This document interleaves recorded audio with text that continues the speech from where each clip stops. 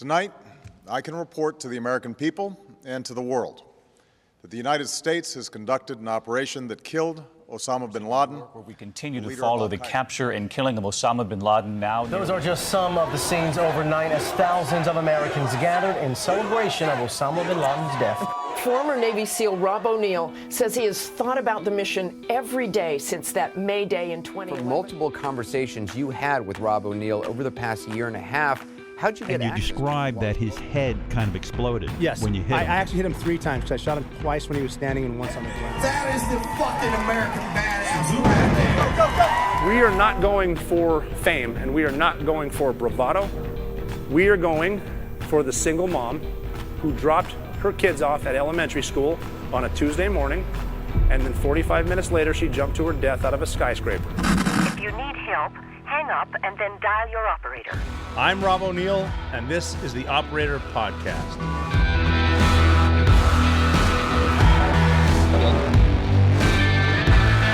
All right, welcome back. This is Robert J. O'Neill, former Navy SEAL. You are tuned into the Operator Podcast. I'm going to reiterate the reason it's called the Operator Podcast is because it's for all of us. I was a special operator. Whatever you're doing to make your world a better place, you are acting as an operator. If you're raising a family, you are the operator. If you're trying to make something better, you are operator. You're operating, so you're an operator. And that would mean, since I'm an eternal optimist, that because you're listening to this, you're trying to make yourself better, and hopefully I can assist you. So, having said that, we are going to talk about stuff. It's going to be my point of view from me behind the microphone and the camera here for you to take what you will. And again, I always like to get feedback on what I said. If it was wrong, respond to me, usually on Instagram, at McHuya or at the Operator Podcast. Respond there, and I will, if I'm wrong, I'll admit it. I love this. I don't always check Twitter at McHuya because Twitter's mean. Just meanies, man. But give me the feedback there. If I'm wrong, I'll admit it. And that's the only way you learn. The best way to learn is by mistakes, by screwing up. And I hope that, I don't hope, but we all make mistakes every single day. As long as you're learning from those mistakes and moving forward, it can be better. There's no reason to dwell on mistakes. You can't live in the past. I don't believe in guilt because the play is over and you can't get it back. You cannot erase time, even though some people do try to rewrite history because they don't like it. But if you don't learn a little bit from history and move on, you're doomed to repeat it. That's what we're having today. We see that current in politics and in the world and social media and all that. But the reason I bring that up, all of it, is because it's me as an operator speaking to you as an operator, and we can discuss everything. It's not always going to be missions about being in the Navy, missions around the world, or not always missions around the world, trips around the world. It will be stuff like that, but it's fun to talk politics. It's fun to talk sports. I'll give my opinion on sports, on leadership, both good and bad, on what we're teaching people. I'm a big believer, again, with a grain of salt, as a white guy from Montana. I've never experienced a lot of it, but I don't think that people are born hating each other. I think it's all about what they're taught, that people are generally good and good to each other. So, again, as a white guy from Montana, this is my point of view, who was once an operator, and now I'm operating on other things. Oh, one of the things I want to bring up on social media, I did a podcast recently with Joe Budden. He's in the music industry. It's on his website at Joe Budden. And that was interesting because, he comes from the music industry, the hip hop industry, and I do not. And it was cool to have a conversation about hunting with him. He being from New York, me being from Montana. But and it's a great one. You can check it out on his website, and there's links to it on my Instagram. Great interview. Great guy. One of the things I said, though, I just posted a clip of that interview recently, and it happened to be one of those clips where they're also putting what you say in print below your face. And what I said was something about, I was trying to say the botched exit in Afghanistan. I was trying to say the botched exit of Afghanistan, which again was for the wrong reasons, political reasons. But what I said was the debauched exit from Afghanistan. Now, debauched is not a word. I know this. Debauchery is a word, and that's like excessive abuse of something. So debauchery and, sex or drugs or not rock and roll, sex or drugs or alcohol. Rock and roll, I think you can't have too much of, or music. And botched is a word that I try to say, but debauched is not a word. And so like I mentioned, Twitter didn't handle that with me as nicely as they could. But again, I try to pride myself a little bit on linguistics. And if I screw up like that and say debauched, thank you for correcting me. You could leave the name calling out of it, but it is what it is. But yeah, so we talk about stuff like that, fun stuff like that, current events and things. And I brought up leadership a second ago. I like to talk about leadership because this is funny because it's we're always in some sort of holiday mode. And with leadership comes, other than effective communication is a big one. If you tell your people what they're doing and why they're doing it, they're probably going to be more efficient. So effective leadership, whenever someone says, well, you're on a need to know basis and you don't need to know, I think that's nonsense. Because you should be able to tell your people anything, expect them to know why they're doing something, they'll probably be better. Effective communication also is, and I've said this before, and I do repeat myself for sake of repetition, but in order to effectively communicate, here's a good one. When you're done saying what you're saying, just stop saying it. Never pass up the opportunity to shut up. So effective communication is good. Organization is important with leadership. Good planning skills, but organization. Now, saying that, my wife, Jessica, is very, very organized, and I think it's awesome because right now I mentioned holiday season, and she's decorating the house, and it's awesome. It's really cool. Everything from the placemats on the table that are the pumpkins to the little the broom that's made out of straw, and it's like by the fireplace or whatever, that all the cute little signs. Like I'm pretty much like, if it was up to her, we would live on Halloween Boulevard or some stupid shit like that. She's so funny about organizing though. And you need to know your surroundings, and you need to know sometimes what sounds like a good idea might not be a good idea. Like this, her husband, that's me, was in the military for a while, and I'll have my moments of post-traumatic stress just from stuff that we've seen.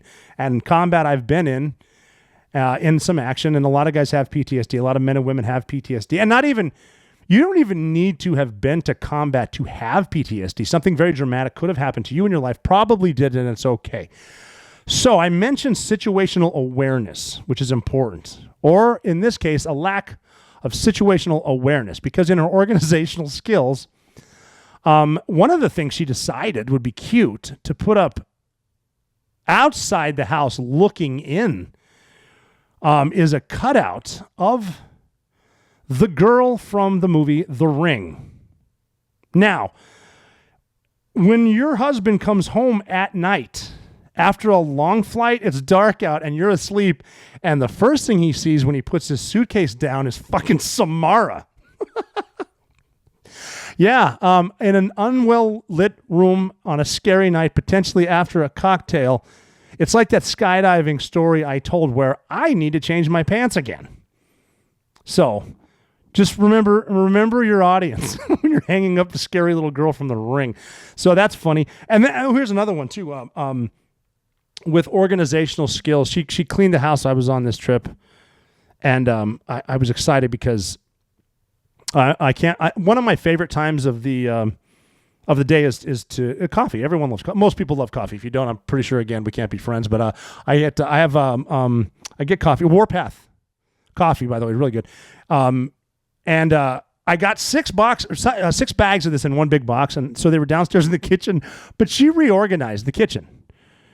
So she's at work, and I called her, and she was on a conference call, but she answered, she's like, "Are you okay? Is everything okay?" And I said, "Yeah, honey, where's the coffee?" Because I've been looking everywhere. I mean, maybe it's in the freezer. It wasn't. Pretty much, I've heard you shouldn't put coffee in the freezer, but it could have been. She rearranged the shelf, so the soda is somewhere. Then There's a shelf we have in our kitchen way up high that she can't reach. Is probably a good place to hide contraband, but she can't reach it. Not up there. I had to check. I'm glad I didn't need to buy a new ladder. And she finally called and I said, "Where's the coffee?" And she goes, "Oh, it's downstairs in the guest bathroom, in the second drawer next to the shitter." So I'm like, so let me get this straight. I got to go downstairs to the basement, past the washer and dryer, and my coffee's in the bathroom. I mean, I can sort of get where you got there with this as far as, coffee might make you have to use the bathroom, but it's like, that's out of order. I don't want it in there anyway, because I don't even really use that bathroom. That's for guests when we have them. But there it is. There's the coffee in the bathroom. So I got my wife on the phone. I'm getting ready to go upstairs and make my French press. And she said, "Oh, did you get my text about take the chicken out of the freezer?" And I said, "Well, no, I didn't. What was it about? Is it going to tell me where the coffee is?" And it was kind of funny. I laughed about that because it wasn't. It was about taking the chicken out of the freezer, which I did. So so with leadership and things like that, I do want to get into, like I mentioned, sports. I did mention the Navy. I was actually talking to a few college students yesterday about a project they were having. A couple of guys going to TCU. Pretty cool to get to talk to them because, college campus. I was actually able to get some good knowledge from them, because before this conversation, I was like, "Hey man, N is for knowledge," or whatever. But they're on campus, and I asked them, is campus really as bad as we're making it look, either from the far left or the far right? And they said, "Well, yeah, man, it's just as bad. I mean, there's bars everywhere." And I was like, "No, that's not what I meant. I mean, well, yes, there's bars, but no, I mean, it's like, yeah, people are pretty normal," which is good, because I want to know that if college is still the same. I mean, there's been protests on college campuses forever. That's where the activism starts, even though I think they're a little out of control when kids are saying, "Well, I can't take that many credits because it's getting in the way of my activism." You really don't have your priorities straight. And you'll realize that too if you get a degree that's worth a shit and get an actual job that pays, and you realize what your fair share of taxes actually is. It'll be different, but it's good for me to know. I asked him, is college still the same? And this is interesting. This kid said, "I'm not really sure, because my dad is a doctor," so I'm assuming his dad's in his 50s or 60s, and he said he thinks med school might be easier now because they're trying to push people through. I don't know why, but he said maybe just to get people through and not hurt anyone's feelings. I'm not sure if that's true. Again, this is all operator hearsay. If I'm full of shit, and I have doctors. I've worked with doctors. I've had excellent doctors everywhere from the VA to private sector stuff. I had a bicep they hooked up my bicep. I tore my bicep one time, not in combat. I've never been hit in combat. And I've never gotten a Purple Heart. I've been very, very lucky, because you don't need to be, wrong place, right time, you get hit with a bullet. Sometimes your time is up. But I tore my bicep after the Navy when I was bowling with my friend Joseph on his birthday, and he's a wonderful, wonderful man, a gay guy. Self-admitted, he said that he himself was as gay as a stack of strawberry pancakes, which I think is hilarious. But I survived all this combat. I pick up this bowling ball, and my bicep snapped, and I looked over at Joseph, and I said, I said, "I think I need to go to the emergency room." And he looked at me and goes, "Are you serious?" So we giggled and we went. But I'm not a doctor. I've had wonderful doctors at the VA even too. And the VA gets a bad rap, not because of the providers, not because of the healthcare providers, but because of the bureaucrats that you need to talk to in order to get to the healthcare providers. And that's another argument too. I have a tendency to go off on tangents from one operator to another, but I think that I think you should get treatment, especially in a country in 2022.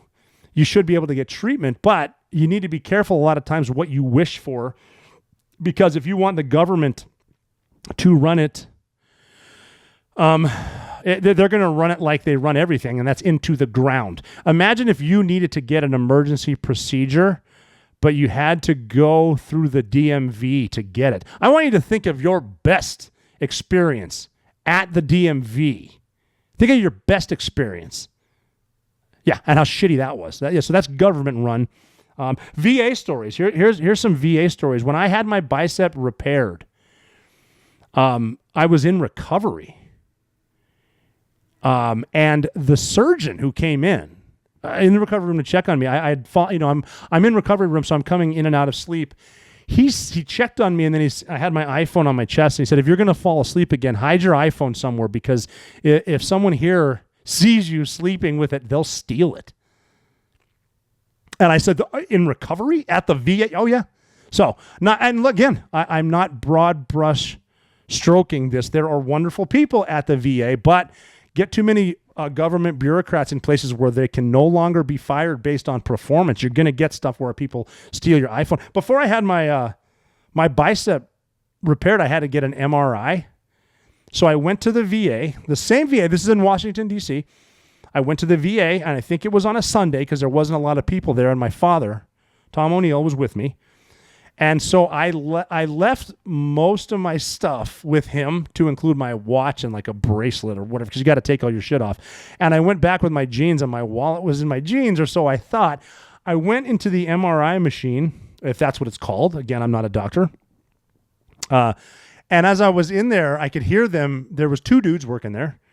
A Sunday, like I said, it wasn't a lot of people there, and they were saying something about, well, the machine's broken, and they're doing whatever, and I could see them moving around. And then they did the MRI, and the MRI takes about 15 minutes of, again, a place where if you're getting nervous, if you're claustrophobic, breathe, take your breaths, count. I was doing that. They finally pulled me out, and I'm in the boxers. These are clean boxers. I hadn't been skydiving that day. So I put my jeans back on, and then I went out I'm checking my pockets. There's nothing in there. And I went outside and said to my dad, hey, can I have my stuff? And then, where's my wallet? And he said, I've never had your wallet. I've been sitting here in the waiting room the whole time. And he's the only one in the waiting room. And then another, like a mother comes in with her kids, and they're running around. I'm like, well, this is weird. And I asked the woman if she could stand up. Where's my wallet? It's not accusing her. I'm like, is there anything? And no, she helped me look. She had her two kids who were probably like 10 and 8 or whatever. They're helping me look, and we're looking. And I asked the front desk, hey, has anyone seen the wallet? I went back to the technicians, and they said, no, we haven't seen it. We kept looking or whatever, and I said, this is messed up. And so I actually, I did have the cop that was working at the VA come down. I said, I need to file a report, because I had it with me for sure to get in, because even in some government agencies, other than voting, you need an ID, which we all have. So I had to fill out a report, and then I talked to the tech, and I said, hey, man, here's the deal. I'm on TV a lot. So this is back in, 2015. I'm on TV a lot, and I'm going to bring this up. I would be remiss if I didn't mention preparation one more time. With everything going on in the world, in this country, you need to be prepared. What if I told you that food shortages are no joke, and they're coming soon? And I strongly encourage you to get some emergency food. It stays fresh for the day you need it, even years from now. With everything kind of going in one direction, which isn't good, I urge you to get your emergency food today by going to preparewithrob.com. You'll get a $250 savings on a Ready Hour 3-month emergency food kit from My Patriot Supply. My Patriot Supply is America's largest and most trusted preparedness company. They've served millions of your fellow citizens, and right now you'll save $250 on a 3-month kit. And it's got good food, very tasty food, from breakfasts, lunches, dinners, drinks, or snacks that give you over 2,000 calories a day. Get one kit for every member of your family and save $250 each.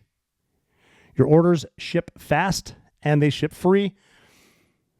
When you're ready for real preparedness, look for Ready Hour Foods from MyPatriotSupply.com by going to preparewithrob.com and save $250 on your emergency food kit. That's preparewithrob.com.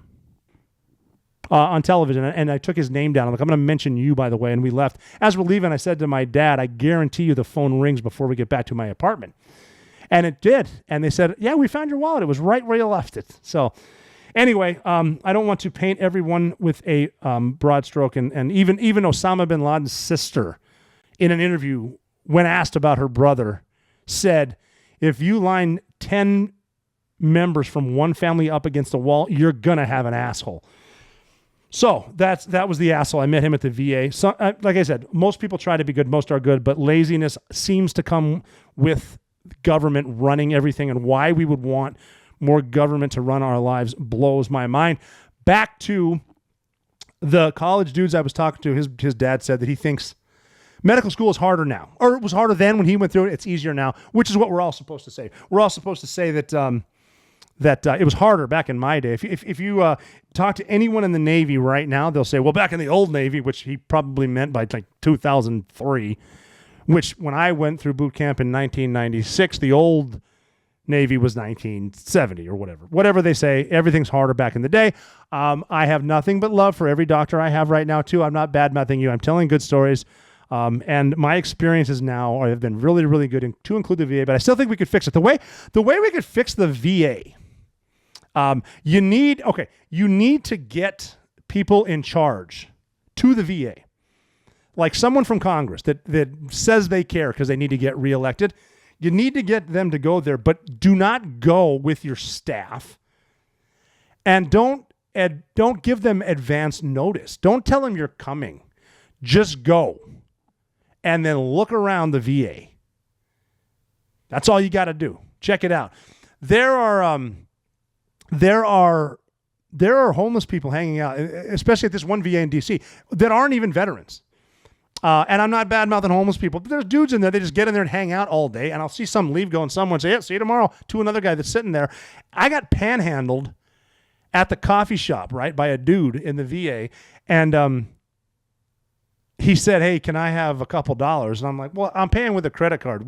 Pick out something, and I'll get it. And he goes, oh, no, I want McDonald's. Okay. Well, I'm not going to walk you there. So the VA, we can work on that, but we need a politician to not tell anyone he's going or she's going, and go and give him your ID and take a look around. That's the same thing with like military bases. Every time a general or an admiral shows up, they tell us like a week before. What do you think we're doing the whole time? We're spit shining everything. Look how wonderful it is.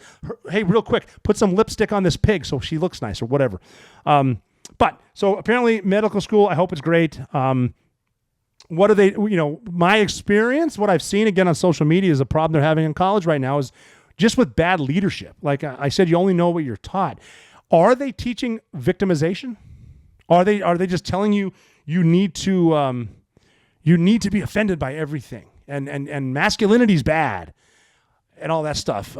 They're like almost encourage fragility is what I'm told. I'm not in college. If you are and you're listening and you're offended, point proven. But I mean, maybe I'm not wrong. Maybe I am wrong. But I would rather personally be taught by someone who has a weird thing called experience, as opposed to someone in a classroom who learned everything they know from someone else in a classroom. No matter what, they're getting paid. They're not affected by everything they're spewing, which I think it can be the case. But sometimes maybe they're right. I want to be open-minded too, because contrary to what I sound like, I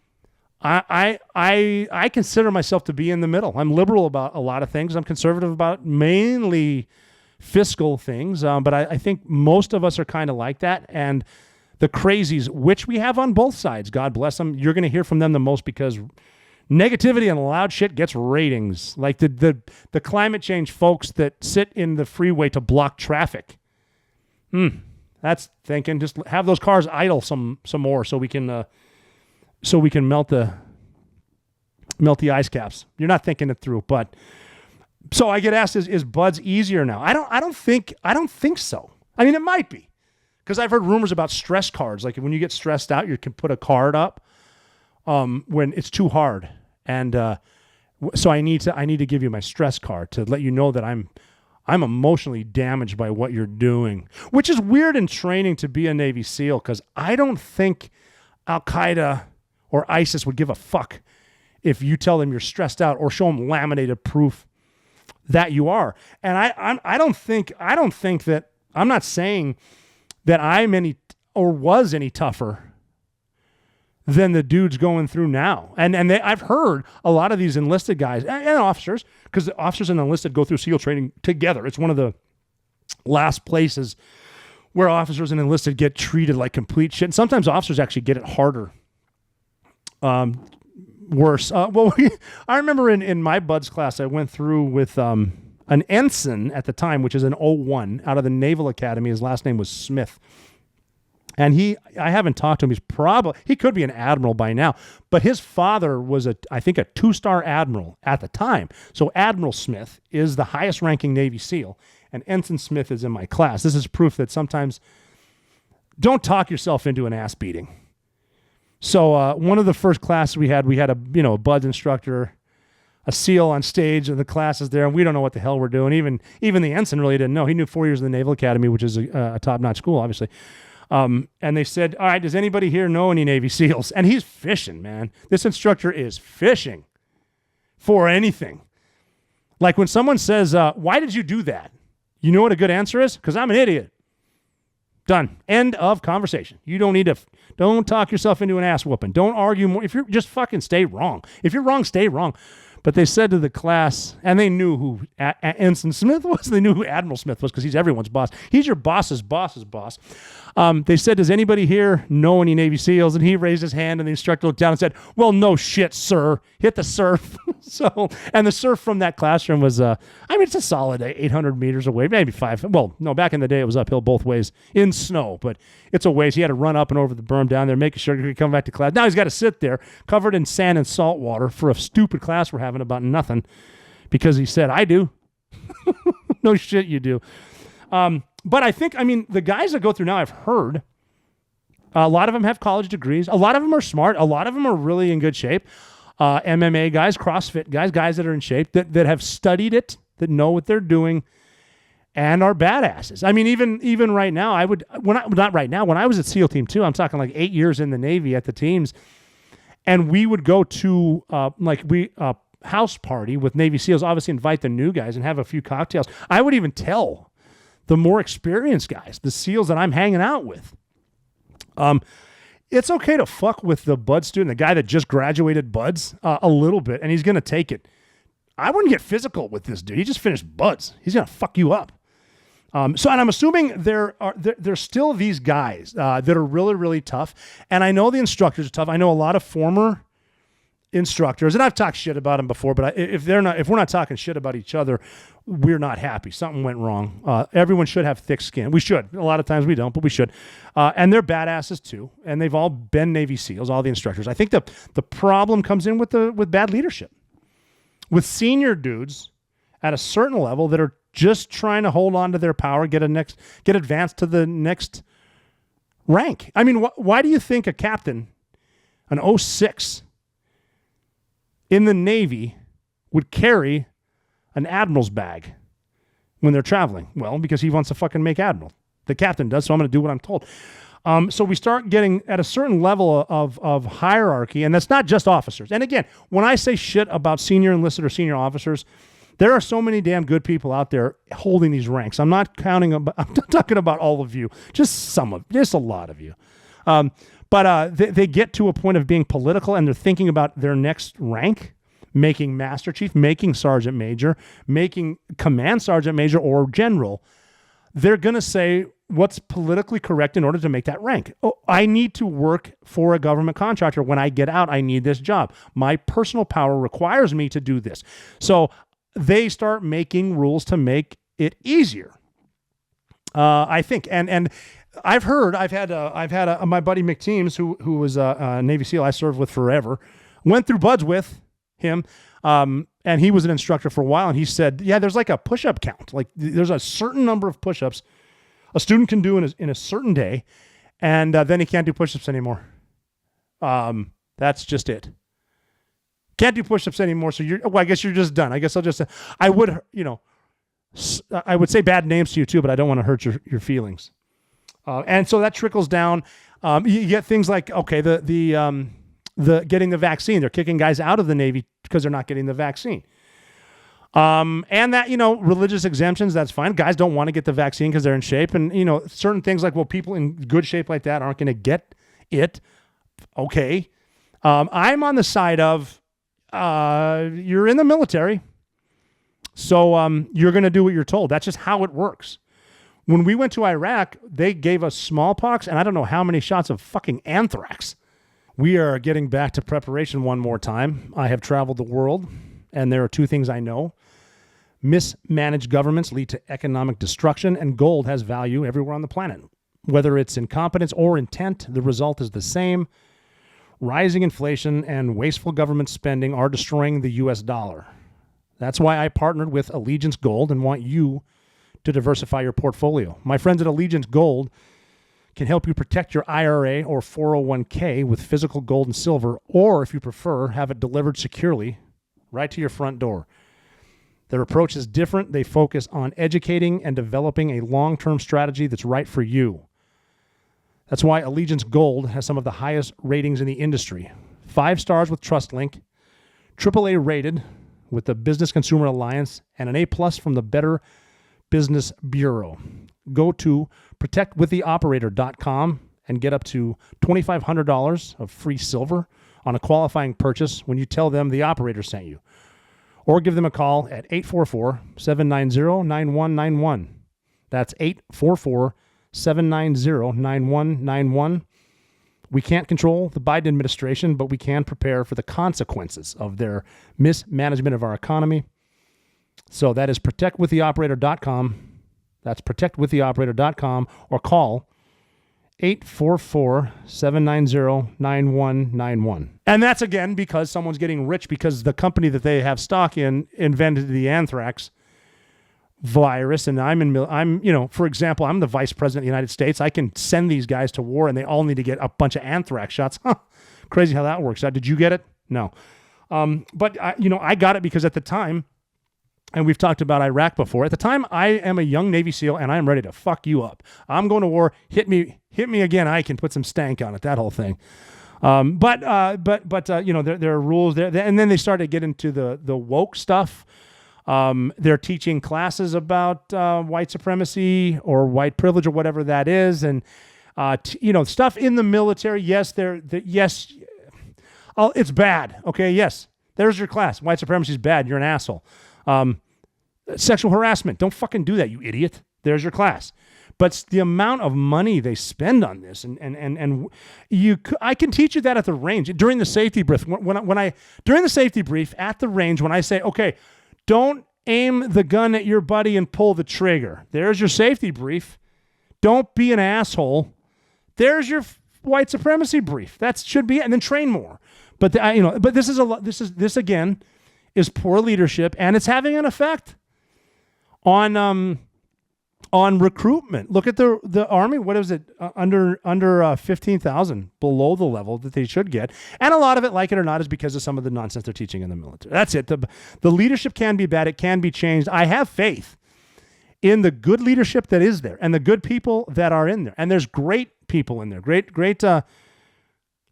men and women everywhere in the military. And I just hope that, because the problem we're having is the guys the men and women who should be running it are, I think, right around the 04 level. The major or the lieutenant commander, because they've been on the ground. They know the men. They remember when they were a junior officer, and the best way they learned to be good officers was listen to their senior enlisted guys, have the pulse of the men. They will talk to the E4, what's really happening. And they have the organizational skills of an officer. Again, there are great officers out there, but we just lose it along the way with the politics that come along with it. There's great people all over the place. There's so much on behind the scenes. I do think there's a little too much redundancy in the military. I think that we have a tendency to do too much shit, again, for pet projects, again, for more money, because we got to justify our budget so that I can keep my job.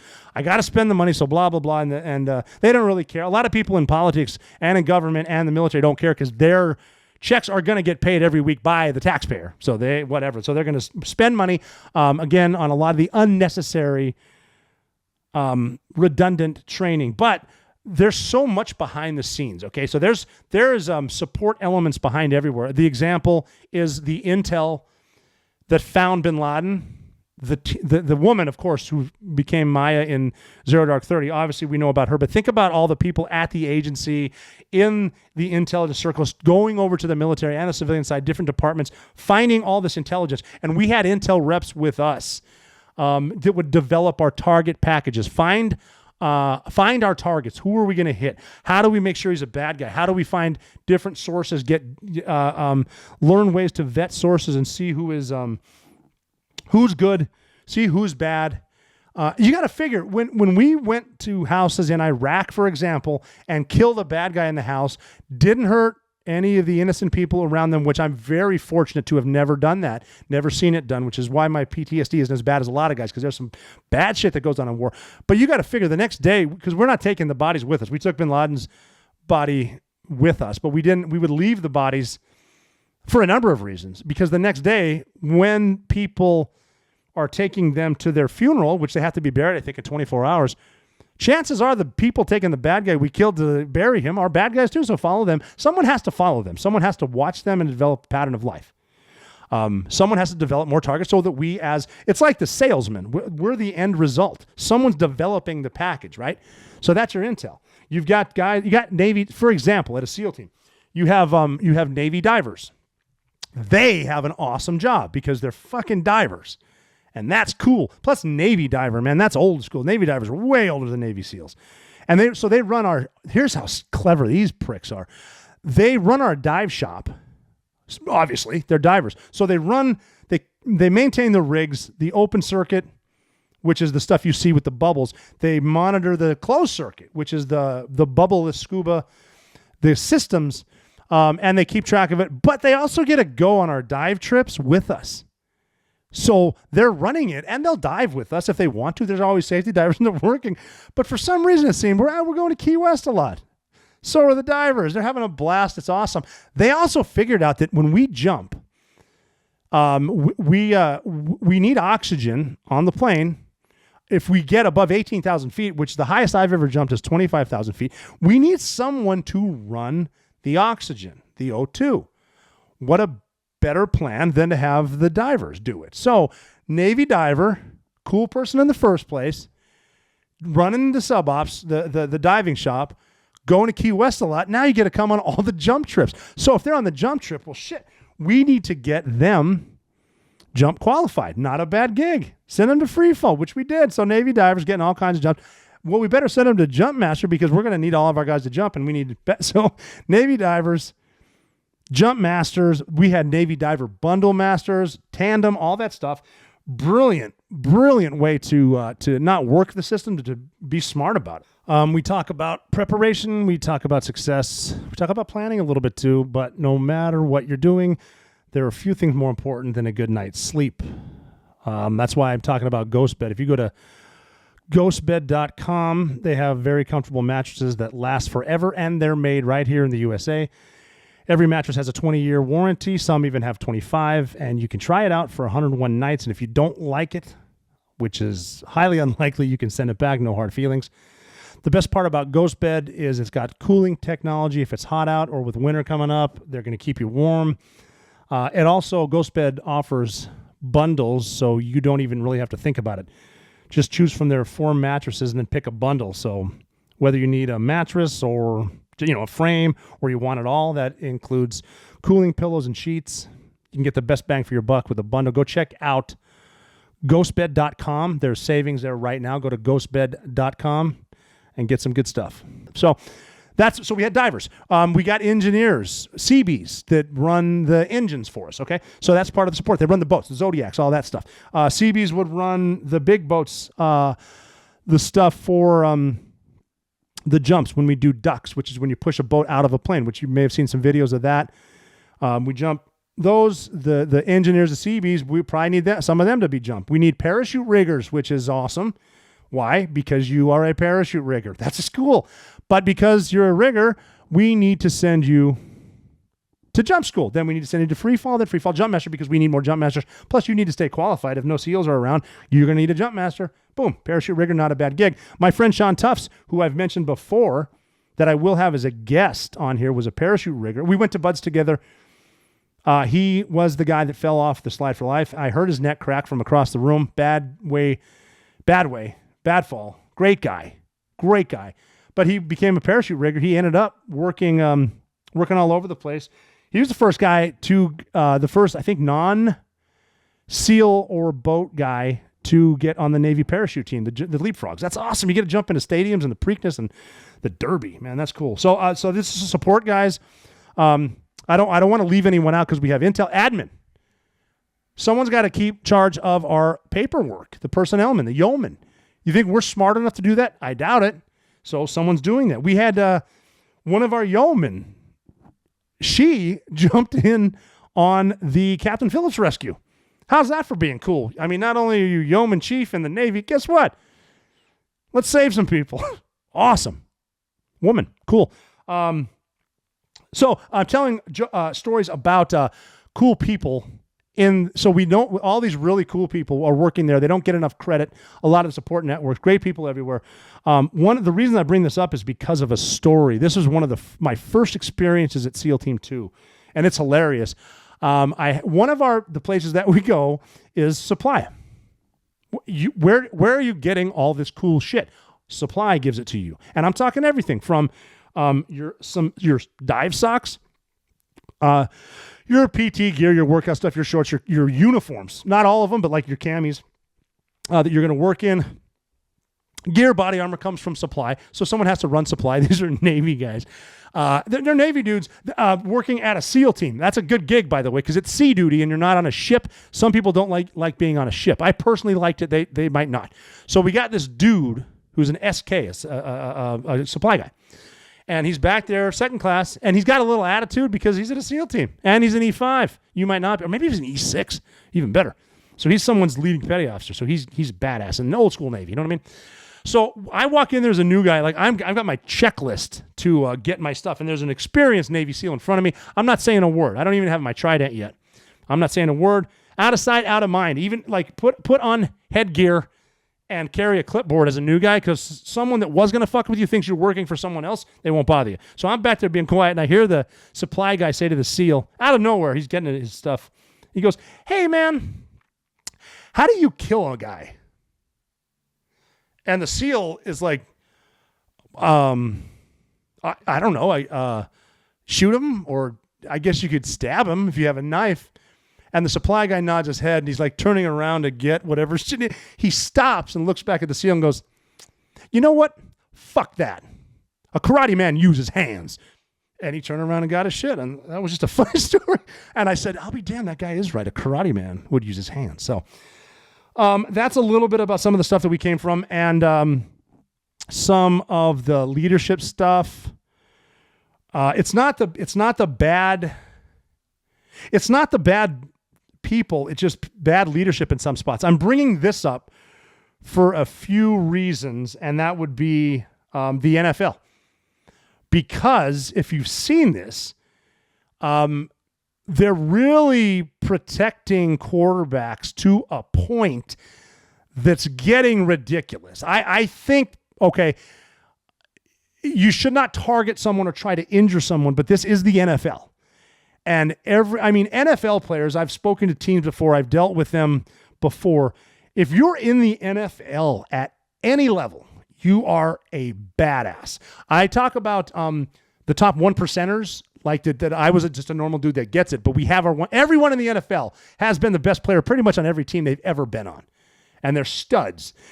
And the problem is the refs are now taking a lot of it away, and they're ruining it, I think, personally, for a lot of people. A prime example was, the Falcons, the Atlanta Falcons, were playing the Tampa Bay Buccaneers.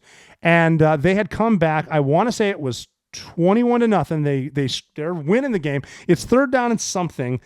And Tom Brady gets sacked on third and 5. And that would have given momentum and the ball back to Atlanta.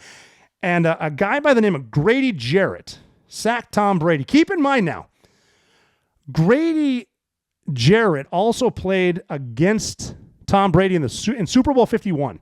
And they were up 28-3. And Jarrett had 3 sacks in the Super Bowl. And they lost the game to Tom Brady. The ref said afterwards that he was unnecessarily throwing him. Now, if I got a shot at Brady again, I'm going to hit him pretty hard. This guy is like almost 300 pounds, I think, and he's hauling ass. When he tackles Brady, that 300 pounds is going with him. So there's a little bit going on there. And it's a game changer, and the ref throws a flag, and it's an automatic first down, right? Or something like this. If my scores are wrong, whatever, and the Bucs win. Even Tom Brady said afterwards that it was a Brady said it was a long, unwelcome hug from Grady Jarrett, which is kind of funny. And they said, well, what do you think? He was joking, and Brady said something along the lines of, he said, I don't throw the flags. Which is true. I mean, he throws the ball. He throws clipboards or iPads, which is funny. But he doesn't throw the flags. That's not up to him. It's up to the ref, who's being pressured by the bad leadership. Which, I mean, you shouldn't be targeting anyone. But you are in the NFL, right? And if no one's forcing you to play, they're actually paying you a lot of money to play there. They're just kind of taking it away, it seems like, from that. And it's a shame, too, because, I mean, everything from the standings that the Falcons were in to where they are with the loss and then and all that stuff. But, I mean, Tom Brady was right. He didn't throw the flags, and it's not up to him. But you start getting bad leaders in bad places with no experience, they potentially could ruin something like it seems like they're doing now. It's almost to a point where just let them play flag football or just don't hit them at all. And it's just it's sad to see that. It's sad to see that go in the NFL. I'm bringing this up also because I travel a lot, and I was walking through the airport the other day, and I stopped to watch a game, and there were a couple dudes talking around it, and two guys were talking. I was involved, and one of the Cowboys were playing, and I heard a buddy say to a guy he just met, he goes, "So who's your team?" And he goes, "Well, I'm from Washington, D.C. So, I guess I just am a Washington Capitals fan now. I like hockey or whatever." And he said the only reason that I'm watching this is because of my fantasy football league. I don't love fantasy football, but I just can't lose this league that I'm in with my friends. And well, I said, that's interesting. I love fantasy football too. And there's always dumb shit. If you finish last in your league, there's something weird that you need to do because you lost. But this is probably the funniest one I've ever heard. He said, "Yeah, I'm really paying attention. I'm trying to do the right moves and make trades when I need to. And I'm staying up with football because I lost last year and I don't want to do that again." And I said, "Well, what was the punishment?" And he goes, "I had to take the SAT." And I said, "What?" He said, "Yeah." He goes, "I'm a 35-year-old lawyer from Washington, D.C. I lost fantasy football, so I had to take the SAT. And I had to score a 1350. So I have to go in there in this room at 35 years old with a bunch of kids in high school. And it took me, 1350 is the top 10%. I had to take it 3 times. So that's a very, very creative. I was laughing with him. I was like, "That's really creative what you guys are doing." And he said, "Oh, no, it was way worse than that what my buddy had to do the year before that." And I said, "Oh my God, what did your buddy have to do?" And he goes, "Oh, he had to get his yellow belt in Taekwondo." Which, to me, it just hit me on so many levels why that's awesome. Because, you got to have respect for all martial arts. But their thinking was, okay, if the loss was you have to get your blue belt in jiu-jitsu, in Brazilian jiu-jitsu, you're not losing. That's just awesome. And you're just going to be a better person because you got a blue belt in jiu-jitsu. But you're a grown man. Most people who take Taekwondo start as kids. So you have to go into a kid's class as a grown man and not just go. You have to get your yellow belt, which is a couple of classes. And I was like, man, you guys are on creativity on another level. You'll notice that a lot of times I'll be talking about one thing. I'll have a theme for the show, and then I will go off on a tangent and talk the rest of the show about that. That's kind of how it is in life, too. When you're planning something, the only time the plan exists is when you're planning. Once you leave, everything seems to change. So I talk a lot about preparation. That's why I need to bring up tactical baby gear. Tactical baby gear is for parents that know what they're doing and are prepared for anything, because I've said before that the difference between having a baby and going to war is that at least in war there are rules, and babies can come at you fast, and the needs to get them clean can come faster, especially when the pressure adds up of other people staring at you. Why is your baby screaming? Tactical baby gear is designed like military gear. It looks like it. Just go to tacticalbabygear.com and check out the pictures on the webpage. It's awesome. It's highly practical, highly functional, extremely high quality, and it's you know where everything is. It maxes out preparedness. I remember watching in the field with other SEALs who were more experienced than me. When I would ask for something, it was impressive to watch where they could reach for anything, knew exactly where it was. This is how you will know exactly where everything is. And it's got like diaper bags, baby carriers, strollers, wagons, everything in between. You can change the bags into a changing table right there. Put the bag down, put the baby down, change the baby, you're good. Lifetime warranty. Go to tacticalbabygear.com and use the code THEOPERATOR to get a discount. That's tacticalbabygear.com and use the code THEOPERATOR. So I'm bringing this up because I did mention earlier about my favorite NFL team. When I was growing up, I'm from Montana. I've mentioned that. So we don't really have an allegiance to any pro teams, which is kind of cool because you get to like anybody you want. You would think in Montana you'd be closer to the Minnesota Vikings or the Seattle Seahawks because they're not necessarily neighboring states, but they're a few states apart. But then you got to realize up in the Northwest, those are big-ass states. Montana's the fourth largest in the country. So I think it was definitely in the Joe Theismann era when he played for the Washington Redskins. And I remember seeing them win Super Bowls vaguely. I do remember a horrific leg injury when Joe Theismann was sacked and broke his leg. And for some reason, I just liked him. And then I loved him. And then it became an obsession with me. And so basically, I was bleeding burgundy and gold forever. And American football is one of those sports where you basically need to be watching since the time you can walk to understand the rules to it. There's so many complex rules. I don't think everyone even understands all the rules. I am amazed. I mentioned some refs earlier. I'm amazed those dudes remember the rules when they need to, even when they have the discussion. But obviously, there was controversy with the name the Redskins. And, like I said, white guy from Montana, I've never lived it. And if it was highly offensive to Native Americans and it needs to be changed, I get it. That's cool, and I will be fine with that. Here's where I get the problem. You could have gone with anything. I thought it would have been cool to say the Washington Hogs or something like that. That's what they call their linemen, the Hogs, but I guess you would have offended dairy farmers or something. Or the Washington football team, that's fine, or the something, but they wanted to just cut all ties. And that's, again, understandable because football is a business and there's a lot of endorsements that come along with it. That's where a lot of the money comes in, and, people stop carrying anything Redskins. They said they understood that fans will still wear Redskins jerseys and apparel to games, but they banned the headdress, whatever. They banned face paint. So it's like, come on, you've seen assholes wear face paint to games. If that's going to be offensive. But then they banned. No, they didn't ban. They changed the name to the Washington Commanders.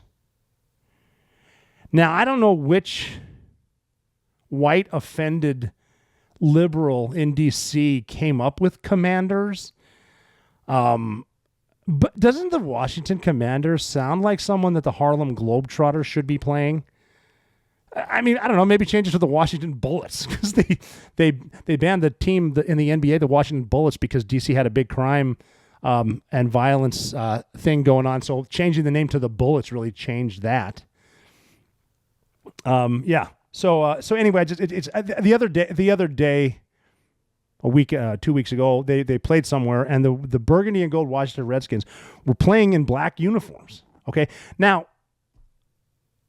I'm with everyone. A black uniform is just awesome. That looks really cool. But I mean, that's the Falcons. The Redskins are burgundy and gold, and they're wearing black. So they're the Commanders, and it's like a part of my childhood died. And I always think back to the old days when it was, and again, even my wife said, well, I mean, your team is gone, but think about it. They were they were never really there anyway. All they did was they were a cause of torture for you. So she's from Boston, and she grew up. She was born in 1989, so she knows winning in Boston, right? The Patriots were winners. The Red Sox won when she was there. A couple of them. The Celtics, couple titles. The Bruins, and so I had her. We were sitting down in our apartment watching a Redskins game a few years back, and they were playing in London, and the damn game must have taken 5 hours, and we're sitting there watching. I'm tortured the entire time, and again, the game ends in a tie. And she looked at me and she goes, "Oh my God, is this what it's like to be a Redskins fan?" I said, "Honey, this is what it's like for everyone who's not a fucking Patriots fan." Back when Brady was playing for the Patriots. And again, the team name. Everyone that I've met, please correct me if you're listening and I'm wrong, but every Native American that I know and met in Montana, they were fans of it because they thought that the origins came from the standpoint of a warrior, and that's what the mascot was. There was an intramural team, a basketball team, at the University of Northern Colorado, and this basketball team came up with the name the Fightin' Whites. And this team had Native Americans, white guys, black guys. They had Asian dudes, guys from the Middle East, and they were the Fightin' Whites. And they made these shirts that said Fightin' Whites. And their mascot was like a 1950s Father Knows Best American male with the dude with a tie. The Fightin' Whites. They're obviously making fun of white guys, and I thought that was hilarious. But again, I'm a big believer that if you're hurting someone, stop it. But if you're not, never lose your sense of humor too. And the Redskins were never about. That wasn't about humor. I thought it was about. We'll go to the. Can we go? Just a little history of it. In 1971, Walter Wetzel, a well-respected former chairman of the Blackfeet tribe, who dedicated much of his life to advancing Native American civil rights, met with executives from the Washington football team and persuaded them to drop the R logo. It was just an R in favor of an image of a Native American warrior. And it was kind of looked like the Buffalo nickel. And his story, Walter Wetzel, begins near Cutbank Creek on the Blackfeet Reservation in northwest Montana, my home state. He was born there in 1915, and he began raising a family soon after the Great Depression. And one of the quotes about him I'm reading here says, he used to get up in the mornings at his place out in the country on the reservation, walk a mile to a well to get water and walk back. That's what his grandson, Bill Wetzel, said. Then he would walk to the highway and hitchhike as much as 30 miles to work and back. And he would do this in the dead of winter in Montana, which gets to negative 40 degrees, right? Being surrounded by poverty on the reservation motivated Wetzel to enter politics. In politics, he worked to help the Blackfeet tribe and indigenous people throughout the country by advocating for housing and job training and fighting policies that terminated tribal governments and reservations. As Wetzel served as chairman of the Blackfeet Nation and president of the National Congress of American Indians, he befriended President John F. Kennedy, Montana Senator Mike Mansfield, and others within the government circles. Those connections in D.C. Gave Wetzel the clout to approach the NFL team in Washington and propose the logo for the Redskins. And that's what he came up with. And again, people have been pissed about it. People have protested a long time. People like me that are lifelong fans. Yes, it's something I used to love watching, but if it affects their lives more, I get it. I hated the name of the Commanders. I don't like it. It's stupid. Yeah, that's kind of how it came about, and that was something similar with my squadron. At SEAL Team 6, it's divided by squadrons. The first two were colors, so they had blue and gold for Navy, and then they broke those two off when they needed a third squadron, and they made red squadron. And each one has a very brave mascot. Blue team has the bones, the skull and crossbones, and gold has the lion, and then red has what we called the red man. And we didn't pick the red man as a slight, we picked it for a fucking warrior. I want the warrior Geronimo to follow me into battle. I want all of nature's elements to be with me, and we picked the red man as that warrior. I have a tattoo of the red man. He's facing forward with a bald eagle facing backward. The eagle is watching my back, but I want the red man in front. And that's how I feel about it.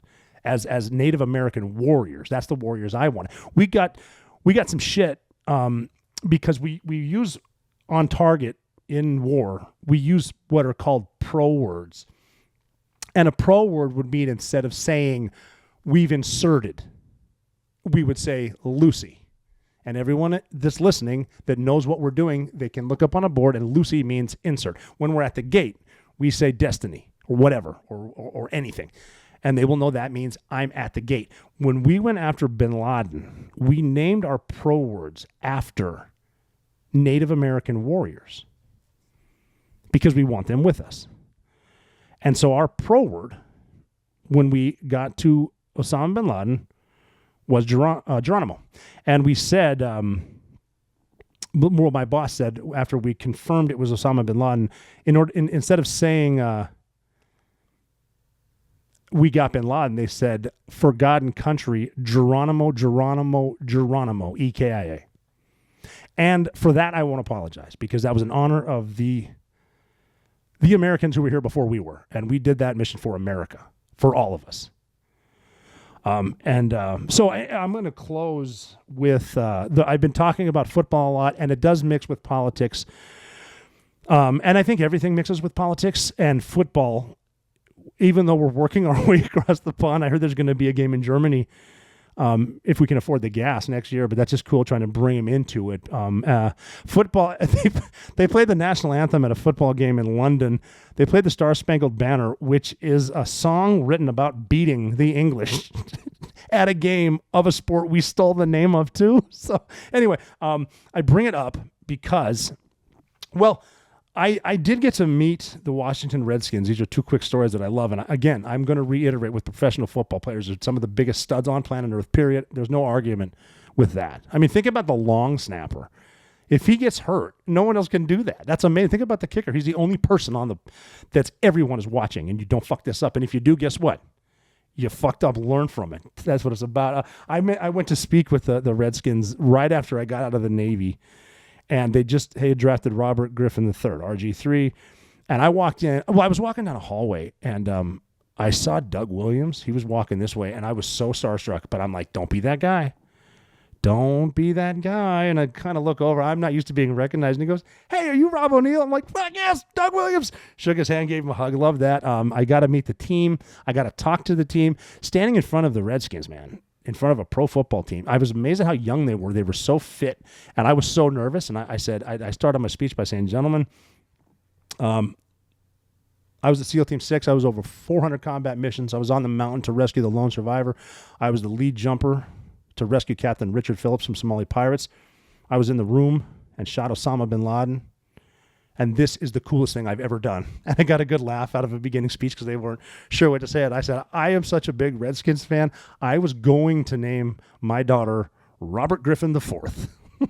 Shit like that. And then I got to talk to a guy afterwards that I'm not gonna mention his name.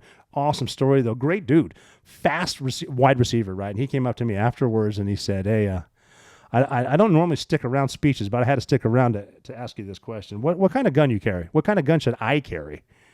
And I looked at him. I said, what kind of gun should you carry? None, man. You don't know. And I looked behind him, and he had like 3 of his friends that weren't on the team. And I said, those 3, what are they doing here? And he turned around and he goes, oh, they kick it. And I said, they kick it? They're just like your crew? And he goes, yeah, they kick it. And I go, that guy in front, he carries your gun. His choice. Oh, also, have him carry your weed. Don't carry shit, man. It was just funny. It's so cool to hang out with athletes like that and to see people that have really escalated to the top of their profession. And that's, like I said, too, if I'm talking about bad calls or upset fat fans like myself, it's not a reflection at all on the players, most of the coaches or the refs. The refs just doing their job. There's just some questionable leadership stuff that I hope they address. And these guys are studs, and they're going to do whatever it takes to win. They're going to pretty much do what they told. But I'm closing with football because it is I love team sports. I was at a SEAL team. We don't do anything alone, and football is the closest sport there is to combat because it's similar like our intelligence. The coaches strategize in a war room. Players put on armor, and they line up against their opponent. And victory is measured by territory gained and how well one unit maneuvers against the other. It involves brute strength,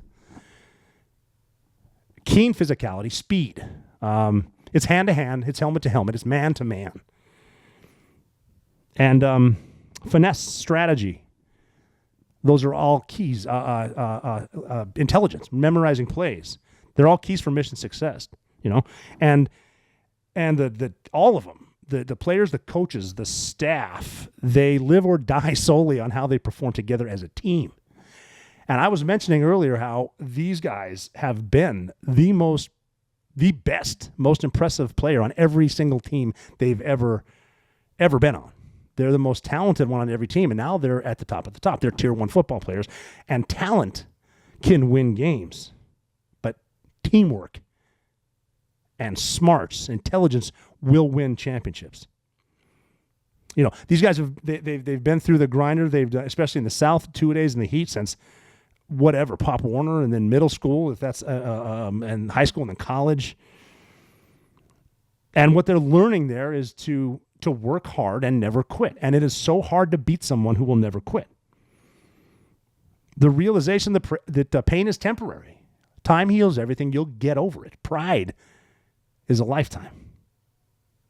And at the end, if the scoreboard doesn't say what you want it to, like I was saying about the kicker you missed, you need to learn how to bounce back and rededicate yourself to being better and then never quit the next time. So if you keep that up, the mentality of a warrior, you're never out of the fight.